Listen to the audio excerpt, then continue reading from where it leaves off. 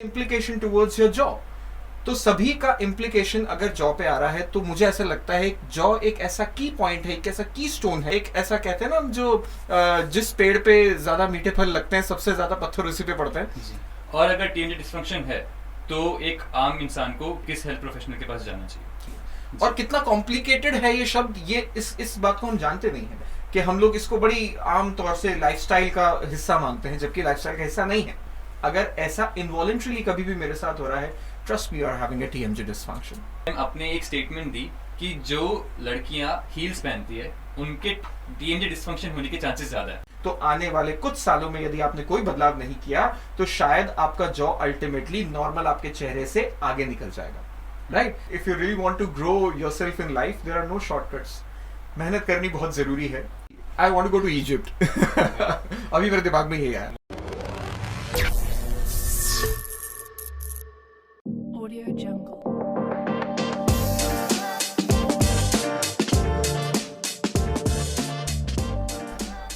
Hello everyone and welcome back to the therapeutic week, एक podcast series जहां हम conversations रखते हैं एक्सपर्ट फिजियोथेरेपिस्ट के साथ, जिससे मिले आपको वैल्यूएबल इंसाइट्स एंड टिप्स जो आपकी वेलबीइंग एंड हेल्थ को इंप्रूव कर सके। आज के इस एपिसोड के लिए मैं हूं आपका होस्ट मिलन, और आज हम बात करेंगे एक ऐसे टॉपिक पर जो लाखों लोगों को इम्पैक्ट करता है, बट इसके बारे में जानकारी बहुत ही कम लोगों को है, यानी कि टीएमजे जॉइंट डिसफंक्शन। इसे हम जबड़े का दर्द या जॉ पेन भी कह सकते हैं। क्या आपने कभी जॉ पेन एक्सपीरियंस किया है?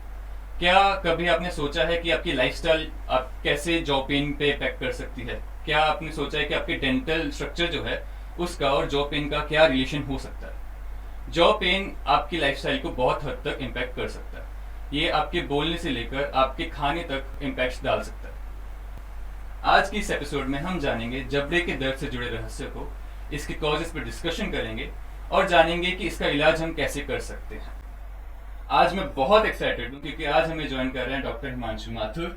Thank you sir for coming to our show. Hi Milan, it's all my pleasure. Thank you. It's a privilege sir कि आपने हमारा इनविटेशन एक्सेप्ट किया।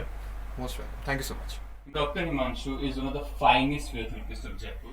He is the director of Jaipur Rehab. He is also an associate professor at Jaipur National University, Department of Physiotherapy, and he is also one of the core members of JPN. Himanshu sir has taught more than 13,000 students from 19 different countries through online and offline classes. He has also represented India in WCPT, where he presented a research topic in Dubai held in 2022. तो चलिए आज का हम ये हमारा discussion शुरू करते हैं। सर, मैं आपसे जानना चाहता हूँ कि टीएमजे क्यों, मतलब जहाँ पर पूरी दुनिया स्पाइन पे, पोस्चर पे, एर्गोनॉमिक्स पे रिसर्च करती है, आपका इंटरेस्ट टीएमजे जॉइंट पर कैसे बना? Thank you so much, Milan, and whole JPN podcast team for inviting me for this lecture and this podcast series. सबसे पहले मैं बहुत बहुत नमस्कार करूँगा जो हमारे viewers हैं उन लोगों को, and thank you so much for asking me this question because you're so much right. There is a very huge amount of population जो कि concentrated है rehabilitation and physical therapy in terms of spine, shoulder, knee, many peripheral and spinal joints. जी।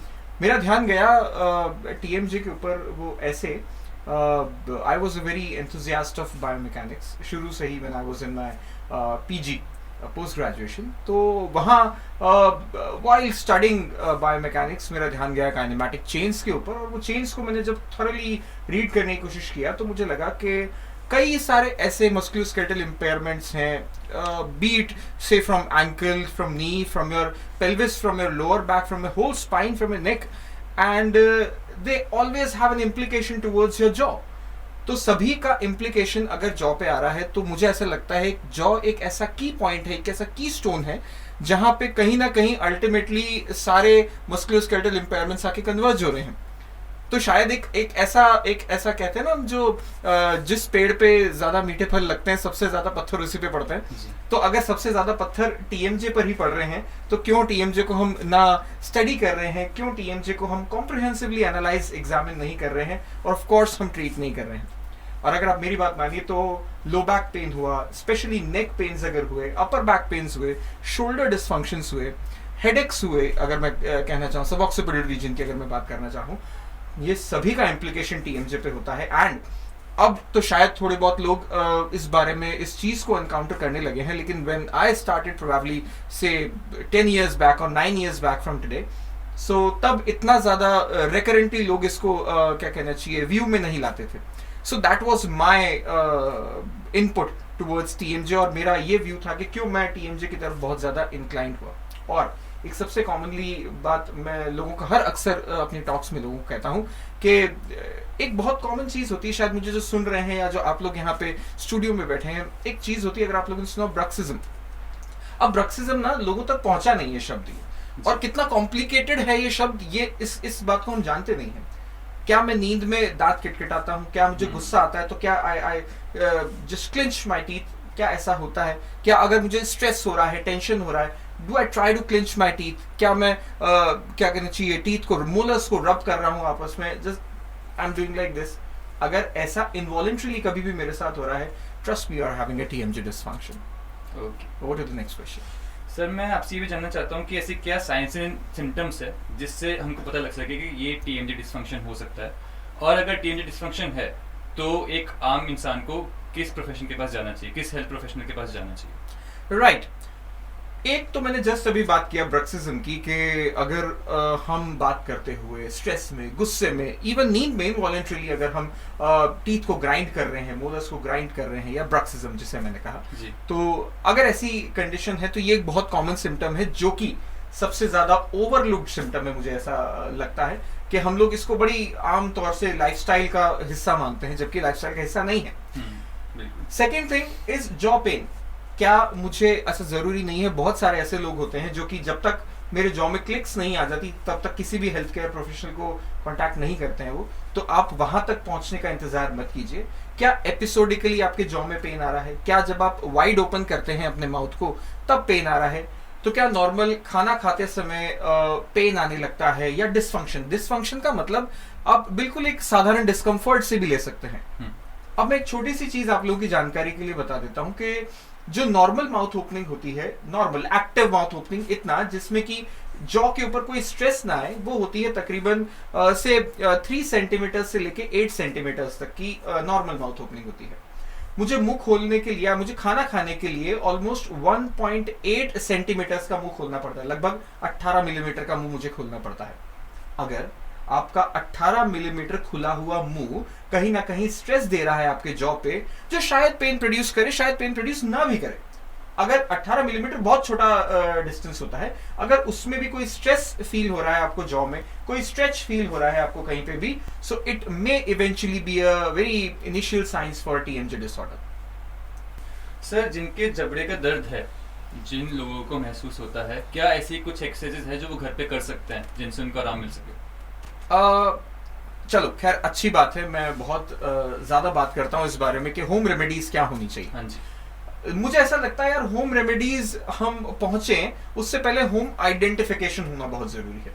अच्छा, पिछला सवाल आपने पूछा था कि भाई who are the health care professionals जिनको हम कांटेक्ट कर सकते हैं. जी जी जी. मैं एक फिजियोथेरेपिस्ट हूं, तो मैं बिल्कुल आपके इस पॉडकास्ट के माध्यम से आप सभी लोगों को बताना चाहूंगा कि अगर हम फिजियोथेरेपिस्ट हैं, अगर we are the people who can treat TMJ disorders, तो yes we are the health care professionals जिनको कि अगर कोई इनिशियल सिम्टम्स आ रहे हैं आपके जॉ पेन से रिलेटेड, तो आप बिल्कुल एक फिजियोथेरेपिस्ट को कंसल्ट कर सकते हैं. राइट? हाँ, अगर आगे फर्दर इवैल्यूएशन की जरूरत हुई, किसी इन्वेस्टिगेशन की जरूरत हुई, तो physiotherapist can recommend. Number 1. Number 2, आप डेंटल सर्जन्स को बात कर सकते हैं. डेंटल सर्जन से, मैक्सिलोफेशियल सर्जन्स होते हैं, ओरल सर्जन्स होते हैं. अगर ये सब आपकी विसिनिटी में, आपकी पेरिफेरी में, आपकी पहुंच में नहीं है, फिर भी आप एक डेंटिस्ट से कंसल्ट कर सकते हैं. They are good to go. Right? वो बिल्कुल उस चीज के बारे में बता सकते हैं. अगर चलिए आपके पास डेंटिस्ट भी नहीं है, अगर आपके पास कोई सामान्य ऑर्थोपेडिक सर्जन है, तो बेशक आप उन ऑर्थोपेडिक सर्जन से भी कंसल्ट कर सकते हैं. लेकिन प्राइमरी कंसल्टेशन आप बेशक उनसे कर सकते हैं. लेकिन हाँ ठीक है, डिटेल्ड एग्जामिनेशन, इन्वेस्टिगेशन के लिए they are not the correct people, but definitely they can, you can definitely go to an orthopaedic surgeon for the first time. Right जी. आपका अगला सवाल क्या? सर वो क्वेश्चन कि घर पे बैठ के कुछ एक्सरसाइज. राइट. हम घर पे रह करके क्या कर सकते हैं? तो मैंने जैसी पहली बात इंट्रोड्यूस की थी कि घर पे रह के पहले हम आइडेंटिफाई करना सीखें उस चीज को. और जहां तक मेरा ध्यान जाता है कि अगर किसी को डिले, मतलब धीरे धीरे करके डेवलप हो रही है चीज, तो मुझे ऐसा लगता है कि डायरेक्टली कभी भी ये टीएमजे से रिलेटेड नहीं होती है। डायरेक्टली ये रिलेटेड हो सकती है नेक से, नेक के पोस्चर से। तो आप पहले आइडेंटिफाई करना शुरू कीजिए कि अगर मेरे जॉ में पेन हो रहा है या अगर मेरे जॉ में क्लिक्स आ रही है, तो क्या मैं स्लाउच बैठता हूं बहुत ज्यादा, क्या मैं बहुत फोन यूज करता हूं, क्या मैं बहुत कंप्यूटर यूज करता हूं, मैं क्या ऐसी चीज कर रहा हूं जिससे कि मेरा पोस्चर बदल रहा है। तो जैसे कि आपने शुरू में बोला था कि सारी दुनिया पोस्चर पे अटकी हुई है और आप टीएमजे पे अटके हुए हैं, तो हम टीएमजे पे नहीं अटके हुए, हम पोस्चर से ही डिराइव कर रहे हैं इस डिसफंक्शन को। तो आप पहले रियलाइज करने की कोशिश कीजिए कि क्या मुझ में ऐसा कोई डिसफंक्शन है जो कि मेरे लाइफस्टाइल बेस्ड है, और शायद उसकी वजह से ये डिसऑर्डर हो सकता है सेकेंडरी। प्राइमरीली बहुत कॉमनली ऐसा होता है कि मान लीजिए अगर आप कोई डेंटल सर्जरी करा रहे हैं, चाहे वो मोलर फिलिंग हो, चाहे वो रूट कैनाल सर्जरीज हो, चाहे वो टूथ एक्सट्रैक्शन हो, या किसी भी तरीके का कोई डेंटल प्रोसीजर करा रहे हैं जिसमें कि एनेस्थीसिया लगाया जा रहा है, राइट। तो वो ऐसी कई मसल्स में एनेस्थीसिया लगाया जाता है, क्या कहना चाहिए, इंजेक्ट किया जाता है, which are either the muscles of mastication, यानी कि च्यू करने में काम में आती है वो मसल्स, या किसी भी प्रकार के टीएमजे के डिसफंक्शन में काम में आती है वो मसल्स, राइट। तो अगर बाय चांस हम उनको इंजेक्ट कर रहे हैं या कोई इन्वेजिव प्रोसीजर कर रहे हैं उसके अंदर, तो उस इन्फ्लेमेशन की वजह से वो प्रोटेक्टिव स्पैज्म में चली जाती है, राइट। वो स्पैज्म ऐसा होता है, टाइटनेस ऐसी होती है जो शरीर ऐसा कहना चाह रहा है कि भाई हम इस जॉइंट को बचा लें, राइट। तो वो प्रोटेक्टिव स्पैज्म में जाने की वजह से जो बदलाव आ रहे हैं, मान लीजिए जॉ का जॉइंट कुछ ऐसे है, अगर वो मसल प्रोटेक्टिव स्पैज्म में गई, जॉ का जॉइंट ऐसे हो गया, इस तरह से निकल गया, पीछे की तरफ निकल गया, तो क्या हुआ, जो प्रेशर एरियाज थे, फोर्स एरियाज थे, वो बदल गए हैं। अब इन फोर्स एरियाज की बदलने की वजह से जो डिसफंक्शन या जो इंपेयरमेंट प्रोड्यूस हो रहा है, that is what is TMJ dysfunction, right जी। सर मेरा क्वेश्चन नेक्स्ट वही था कि पुअर पोस्चर कैसे कंट्रीब्यूट करता है जॉ पेन पे, और सर आपने फर्स्ट जो मुझसे आपने आंसर दिया था उसका, आपने बोला था कि एंकल, नी, हिप, हर चीज आपके जॉइंट पेन से कनेक्टेड है। तो सर उसके बारे में थोड़ा सा अगर व्यूअर्स को ब्रीफ मिल जाता कि किस तरह से। चलिए मैं कोशिश करता हूँ, क्योंकि अब आपने पूछा है बात को, मैं बिल्कुल कोशिश करूंगा। और जहां से मेरी शुरुआत हुई थी, मेरी भी शुरुआत हुई थी फॉरवर्ड हेड पोस्चर से। बहुत कई लोग जानते हैं, कई लोग नहीं भी जानते हैं, मेरा बहुत काफी काम रहा है फॉरवर्ड हेड पोस्चर के ऊपर। I have a few number of publications as well. तो अब एक छोटा सा कनेक्शन बताता हूँ आप लोगों को, वैसे बहुत बड़ा हो जाएगा अगर मैं एंकल से कनेक्ट करने की कोशिश करूंगा तो, बिकॉज वो अपने आप में एक ऑल टुगेदर एक लेक्चर है। बट सिंपल सी एक बात सोचेंगे, if I am into a forward head posture, right, मैं क्या कर रहा हूँ। अगर फॉरवर्ड हेड पोस्चर का क्या मतलब है, this is my torso, trunk, मेरी ट्रंक से आगे मेरा सिर निकल रहा है, if I am looking down suppose, right. अगर मैं ऐसे बैठा हूं और मैंने जैसे अभी बताया मेरा पोस्चर अपर बैक स्लाउच है, मेरे स्लाउच की वजह से मेरा सिर अपने आप नीचे चले गया, राइट। अब अगर बाय चांस मुझे तुम्हें देखना है या मुझे किसी को भी देखना है, I have to look up, मुझे इस तरीके से देखना पड़ेगा। Now this is exactly the forward head posture. अब इसमें क्या हुआ कि जैसे ही फॉरवर्ड हेड पोस्चर में गया, अब जो मैं बात बोलने वाला हूँ शायद जो आम जनता है उन्हें समझ में इतनी ना आए, लेकिन जो फिजियोथेरेपी के स्टूडेंट्स हैं, जो हेल्थ केयर प्रोफेशनल्स हैं, शायद उनको मेरी बात समझ में आएगी। तो इसमें सर्वाइकल स्पाइन को हम दो भागों में डिवाइड करते हैं, lower cervical spine and upper cervical spine. तो मैंने क्या किया, जब मैं ऐसे नीचे झुक गया तो मेरा लोअर सर्वाइकल स्पाइन फ्लेक्शन में चले गया, और जब मैं ऊपर देखा तो अपर सर्वाइकल स्पाइन एक्सटेंशन में चले गया। इस वजह से जो मसल्स यहाँ जॉ के नीचे आती हैं, हम इसे supra hyoid and infra hyoid muscles कहते हैं, वो उन मसल्स में एक खिंचाव आने लगता है। अब वो खिंचाव क्या करता है, अब क्योंकि आपकी सुप्रा हेड मसल्स यहाँ से जुड़ी हुई हैं, तो आपका जो जैसे ही सुप्रा हेड मसल स्ट्रेच होती हैं, तो अल्टीमेटली वो जॉ को पीछे पुल करती हैं। जॉ को वो जैसे ही पुल करती हैं, जॉ का जॉइंट कैसा आता है, फिट हो जाता है अंदर आकर के।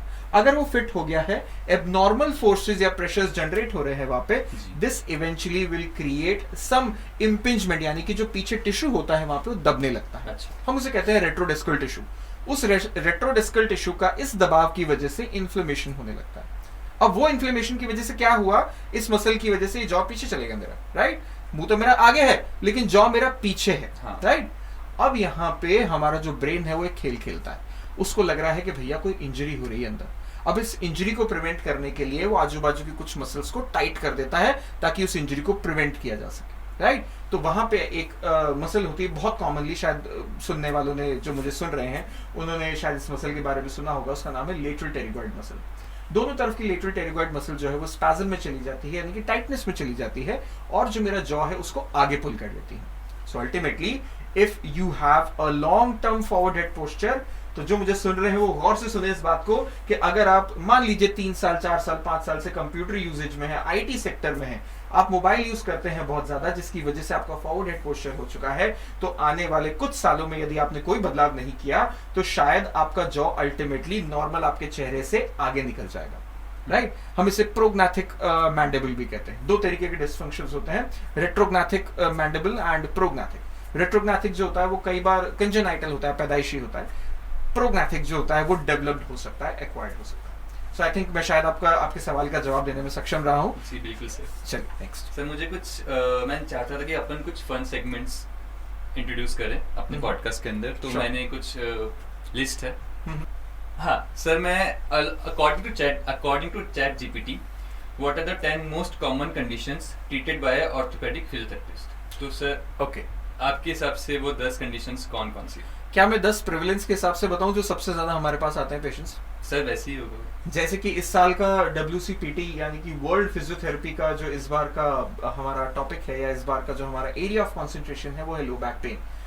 तो एक रिसर्च हुई थी 2015 में, सॉरी मैं इसका डिटेल ले जा रहा हूँ, शायद आपका रैपिड फायर था ये, मेरा फायर अच्छा ठीक है अभी नहीं। ओके, सो 2015 में एक चाइना में रिसर्च हुई है जिसके बाद इतने एस्टाउंडिंग रिजल्ट्स आए हैं जिसके, और वो ऐसा कहते हैं कि 85% of the global population will experience low back pain once in their life time. यानी कि आज की डेट में अगर रफली मैं मानता हूँ इजी कैलकुलेशन के लिए कि अगर मान लीजिए सपोज 100 करोड़ पॉपुलेशन है देश की, 140 करोड़ है वैसे, उससे भी ज्यादा, तो अगर 100 करोड़ किसी देश की पॉपुलेशन है तो ऐसा कह रहे हैं कि 100 करोड़ में से 85 करोड़ लोगों को once in their life time कभी ना कभी लो बैक पेन होगा, राइट। तो अगर मैं आज की डेट में सारे काम छोड़ करके सिर्फ लो बैक पेन पे कॉन्सेंट्रेट करूंगा तो भी मैं इस पॉपुलेशन को केटर नहीं कर पाऊंगा, राइट।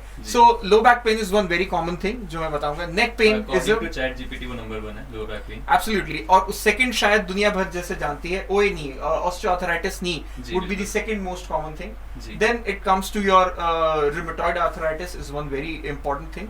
देन नेक पेन्स अब बहुत तरीके के होते हैं, जैसे मैं एक चीज में और स्पेशलाइज करता हूँ, that is सर्वाइकोजेनिक headache.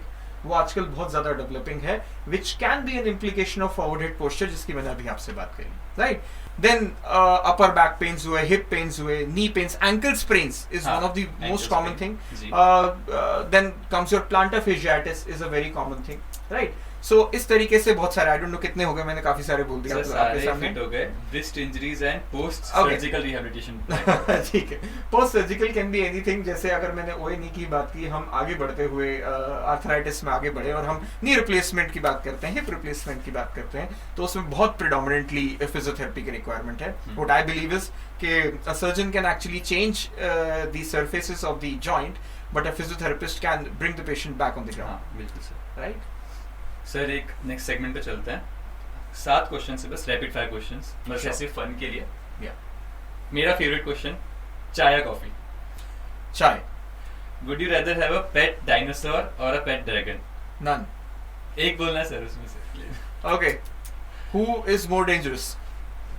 You don't know. Dragon can spit out fire. Okay, then I'll keep dragon. Okay. If you could have any superpower, what would it be? Knowledge. Knowledge. Favorite movie or TV show to binge watch? So this movie. If you could travel anywhere in time, where would you go? I would go in past. Probably I would see how our ancestors developed the thing, because where we are today, I probably believe we have developed wonderfully. I'm really very much amazed a lot of times, and I wonder that how we have came into time, right? We usually call it as paradigm shift. Now I read a lot about time. Sorry again, आपका rapid fire और मेरा time बहुत ज़्यादा चल रहा है. Interesting. So I read a lot about time. Albert Einstein had already worked a lot on time. There are many more people who have worked on time dilations and kind of activities. I would always like to see that how things would have been in past, in healthcare industry, in social development, cultural development. So I'm very much related to history, so I'll be going back in time. Okay. If you could instantly master any skill, what would it be? Rapid fire. How to please people. Wow. Okay. What is the best piece of advice जो आप अपने students को देना चाहोगे? Okay, so there are no shortcuts यार, right? If you really want to grow yourself in life, there are no shortcuts. मेहनत करनी बहुत ज़रूरी है. मैं आजकल एक बहुत ही आम सवाल लोगों से पूछता हूँ कि एक बहुत ही फेमस लाइन है ना, जो आप लोगों ने सुनी होगी, और अगर ये लाइन सुनने के बाद जो पहला शब्द दिमाग में आए, वो पहला नाम जो दिमाग में आए, वो ज़रूर बोलना कि किसी चीज़ को बड़ी शिद्दत से चाहो तो पूरी कायनात लग जाती है उसे हमसे मिलाने में. आप मुझे बताइए, लाइन कहाँ सुनी आपने, किसके मुंह से सुनी? शाहरुख खान. लेकिन ये लाइन शाहरुख खान ने कही नहीं है, राइट? ये लाइन कही है पाउलो कोएल्हो ने, जो लिखी है in the book called alchemist, right? Shahrukh Khan ने तो ली है वहां से, right? So we are too much into phones and we are too much into audio visual and we are leaving books. So my message to everybody is just switch off your phones and get back to books again. Sir, last two. What's one thing on your bucket list that you haven't done yet? I haven't done yet. There are lot many things यार. I cannot just say one. जल्दी. जल्दी. I want to go to Egypt. अभी मेरे दिमाग में ये है. What's your favorite way to spend a rainy day? Rainy day. I just want to have my book, some not related to physiotherapy, of course. I am very fond of reading, so I read book with a hot cup of tea, probably. Pakode will be add-ons, collateral benefit. ठीक है sir. तो अपन move on करते हैं अपने discussion round पे. Sir, Raipur में 2022 में हुई कॉन्फ्रेंस में आपने TMJ के ऊपर बात करी थी, और उस टाइम आपने एक स्टेटमेंट दी कि जो लड़कियां हील्स पहनती है उनके TMJ डिस्फंक्शन होने के चांसेस ज्यादा है, और ये बहुत फैल गई थी वहाँ पे बातें, अखबारों में भी वो बातें आई थी. तो सर, इसके बारे में क्या आप कुछ एलेबरेट करना चाहोगे?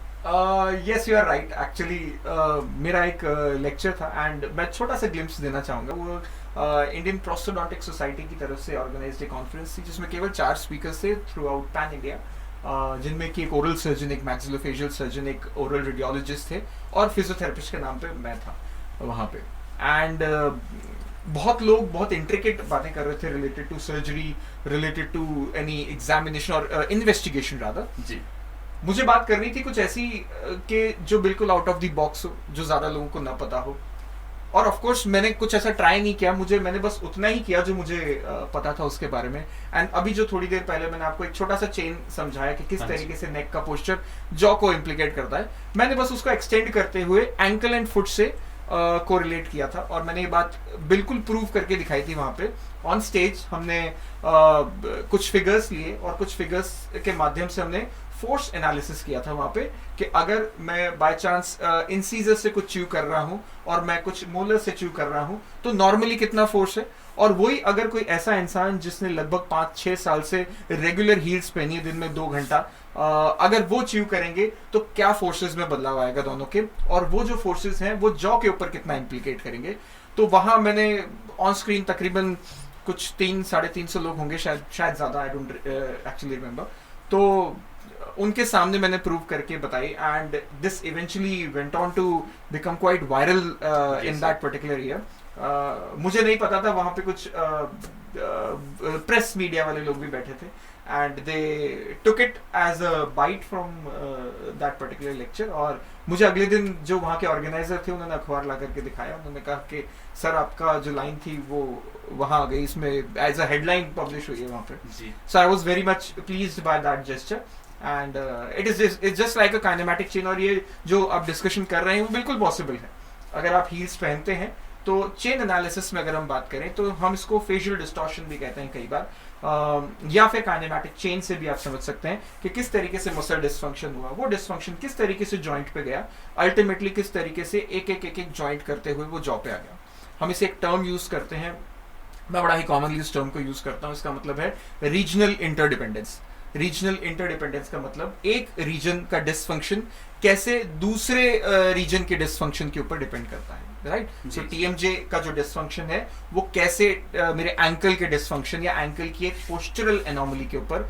ये तो सिर्फ एक छोटी सी बात है कि अगर मैं कह रहा हूँ कि भाई हाई हील पहना है, मान लीजिए किसी को बहुत लंबे समय से प्लांटर फेशियाइटिस है, मान लीजिए मुझे बचपन में कभी या फिर मुझे आज की डेट में पाँव में फ्रैक्चर हुआ लेफ्ट साइड में, तो ऐसा हो सकता है कि 15 साल या 10 साल के बाद मुझे राइट साइड के TMJ में पेन होने लगे. Quite kinetic chain and facial distortion, मतलब उस जगह पे फाइब्रोसिस हुआ, फाइब्रोसिस होने की वजह से कुछ कनेक्टिव टिश्यू लेयर्स थी जो चिपक गई और उसकी वजह से वो डिस्फंक्शन ट्रैवल होते होते होते होते जरूरी नहीं है कि टीएमजे तक ही आए, शायद नेक पे आ जाए, शायद लो बैक में आ जाए. I just give an example कि ऐसा पॉसिबल है, राइट? जी सर, मैं जानना चाहूंगा कि ट्रॉमेटिक जॉ डिसफंक्शन की, या फिर अपन जॉ जग बोलते हैं, जो स्पोर्ट्स में देखा जाता है, उनकी कितनी प्रेवलेंस है एंड उस कंडीशन में एक इंसान को क्या करना चाहिए? यार देखो, ट्रॉमा तो किसी भी तरीके से हो सकता है. अगर आपने स्पोर्ट्स की बात कही, मैं बहुत ज्यादा स्पोर्ट्स इंडिविजुअल से इंटरेक्ट नहीं करता हूँ, तो करता हूँ बट बहुत ज्यादा नहीं. लेकिन still what I believe is कि एक कंडीशन होती है कॉल्ड एज ट्राइस्मस लॉक जॉ, अगर आप लोगों ने कभी सुना हो तो, कि यार सुबह सुबह उठे एकदम आई वाज यॉर्निंग, उबासी ले रहा था और मुंह खोलते खोलते वहीं अटक गया मुंह मेरा, ठीक है ना? So it is a condition, it is a traumatic condition and probably physiotherapist would not be the best person जिसके कि आप पहली बार जाएंगे वहां पे. आप बिल्कुल ओरल सर्जन या किसी मैक्सिलोफेशियल सर्जन के पास जाइए and he would be fix it up. ये एक्चुअली एक तरीके का फिक्स्ड सबलक्सेशन है. कई लोगों में रेकरेंट ट्राइस्मस होता है, रेकरेंट लॉक जॉ कंडीशंस होती हैं कि एवरी टाइम जब वो मुंह खोलते हैं तो थोड़ा सा अटक जाता है, then they adjust it by themselves और वापस अंदर चले जाता है. इट्स एक्चुअली क्या हुआ कि एक कैविटी है ना, कैविटी, फोसा कह दें, गड्ढा कह दें, ठीक है ना, और उसमें आर्टिकुलेट कर रहा है जॉ का जो कॉन्डाइल होता है, राइट? अगर वो बाई चांस यहाँ चले गया और वापस नहीं आया, so that is a lock jaw condition, right? अब ये बेसिकली जो इस जॉइंट के बीच में भी एक डिस्क होती है, तो हो सकता है उस डिस्क की वजह से हो सकता है किसी आर्टिकुलर डिसफंक्शन की वजह से. मान लो सिर्फ ऐसे नहीं गया, वो ऐसे निकल गया बाहर, तो भी वापस नहीं आ पाया वो बाई चांस, ठीक है? So it can be anything like that. So इसमें सबसे पहले मुझे ऐसा लगता है कि एक्सरेज का इन्वेस्टिगेशन कराना बहुत जरूरी है, राइट? अगर किसी इंसान को बहुत कॉमनली ऐसा आजकल मैंने देखा है, I am still looking after a few patients जिनको की क्लिक्स आते हैं बहुत कॉमनली. यहाँ पे clicks can be because of positional faults of that particular joint. अगर क्लिक आ रहे हैं तो इसका मतलब है it could be related with the disc. इस जॉइंट के बीच में एक डिस्क होती है, छोटी सी गद्दी जैसी हम जिसको कहते हैं, तो उस गद्दी की वजह से, उस डिसफंक्शन की वजह से क्लिक्स आ सकते हैं बहुत कॉमनली. अब जो क्लिक्स आ रहे हैं उनको फिजियोथेरेपिस्ट बिल्कुल ट्रीट कर सकते हैं, क्योंकि वो क्लिक्स मसल डिसफंक्शन की वजह से भी हो सकते हैं, पोजिशनल फॉल्ट की वजह से भी हो सकते हैं, या जैसा कि आपने बताया किसी ट्रॉमा की वजह से भी हो सकते हैं, राइट? सर, ये बहुत अच्छा डिस्कशन रहा है. मैं चाहूंगा कि खत्म करने से पहले एक बार आप हमारी व्यूअर्स से कुछ पूछिए जो अपन ने डिस्कस किया उसके बारे में कुछ, या फिर कुछ भी ऐसा, ताकि थोड़ा इंटरेक्टिव हो सके उनके लिए भी. राइट. मेरा पहला सवाल, दो सवाल मैं पूछूंगा. तो पहला सवाल मेरा उसी सवाल से होगा जो कि इन्होंने मुझसे पूछा था. इन्होंने मुझसे कहा था कि क्योंकि आप मस्कुलोस्केलेटल फिजियोथेरेपी करते हैं, तो क्या ऐसी टॉप 10 कंडीशंस हैं, ऑर्थोपेडिक कंडीशंस हैं, जो कि आपको लगता है एक ऑर्थोपेडिक फिजियोथेरेपिस्ट ट्रीट कर सकते हैं? तो मैंने उनमें से क्या टॉप 3 कंडीशंस बताई थी, आप मुझे बताइएगा, राइट? सो अच्छा, अगला सवाल. जब हम बात कर रहे थे पोस्चरल डिसफंक्शन की, जो कि नेक से एसोसिएटेड थे, तो मैंने ऐसी एक पोस्चरल डिसफंक्शन का नाम लिया था जो कि उन लोगों में होती है जो बहुत समय तक कंप्यूटर यूज करते हैं या मोबाइल यूज करते हैं. तो वो पोस्चरल डिसफंक्शन का क्या नाम है, वो भी मुझे लिख के बताइएगा चैट बॉक्स या कमेंट बॉक्स में. ठीक है sir, thank you so much for coming here today. My pleasure. ये डिस्कशन बहुत ही अच्छा था और मुझे लगता है आप सबने बहुत कुछ नया सीखा होगा. Thank you so much for joining us today and हम आपको नेक्स्ट एपिसोड में. Thank you so much.